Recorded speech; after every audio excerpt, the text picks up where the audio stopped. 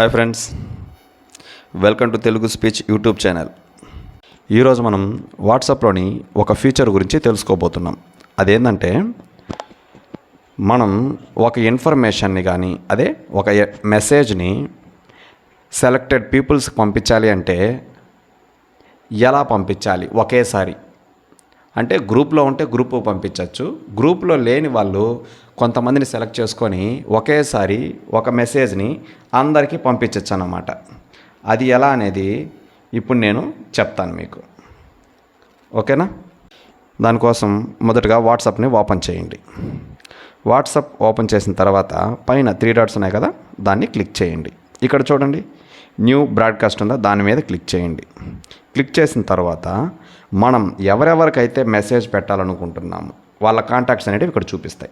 అంటే మనకు కావాల్సిన కాంటాక్ట్స్ని ఇక్కడ మనం సెలెక్ట్ చేసుకోవాలన్నమాట. ఒక్కొక్కటి సెట్ చేసుకొని కూడా పైన సెట్ చేసుకోవచ్చు. అదే నెంబర్స్ మన కింద వస్తాయి. దాన్ని సెలెక్ట్ చేసుకొని మనం ఏం చేయొచ్చు అంటే ఒకేసారి మనం సెండ్ చేయాలనుకున్న మెసేజ్ని సింపుల్గా సెండ్ చేసేయచ్చు. ఇక్కడ చూడండి, నేను కొన్ని కాంటాక్ట్స్ సెలెక్ట్ చేసుకుంటున్నాను. మీరు ఎన్ని కాంటాక్ట్స్ అయినా కానీ సెలెక్ట్ చేసుకోవచ్చు అన్నమాట. ఇలా సెలెక్ట్ చేసుకొని ఒకసారి మెసేజ్ పెట్టేస్తే ఇండివిజువల్గా వాళ్ళకి మెసేజ్ అనేది వెళ్తుందన్నమాట, గ్రూప్గా వెళ్ళదు.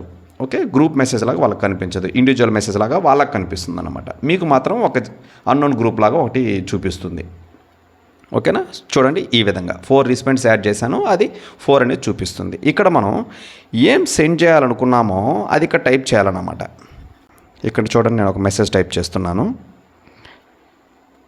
హాయ్ టైప్ చేశాను కదా, ఇది నేను సెండ్ చేశాను. ఇదేమవుతుందంటే ఆ 4 మెంబర్స్కి ఒకేసారి వాళ్ళకి మెసేజ్ అనేది వెళ్ళిపోతుంది.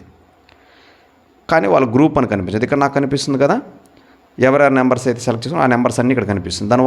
దాన్ని చూసామంటే మనకు మాత్రం వాళ్ళకి కనిపిస్తుంది, వాళ్ళకి ఇండివిజువల్ మెసేజ్ వెళ్ళినట్టుగా చూపిస్తుంది అన్నమాట. ఇలా మనం అనుకున్న ఒక మెసేజ్ని అందరికీ ఒకేసారి అనేది సెండ్ చేయొచ్చు అన్నమాట. బాగుంది కదా? మీ ఫ్రెండ్స్కి కూడా షేర్ చేయండి, మీరు లైక్ చేయండి. మన ఛానల్ని ఎవరైనా కొత్తగా చూసే వాళ్ళు ఉంటే సబ్స్క్రైబ్ చేసుకోండి.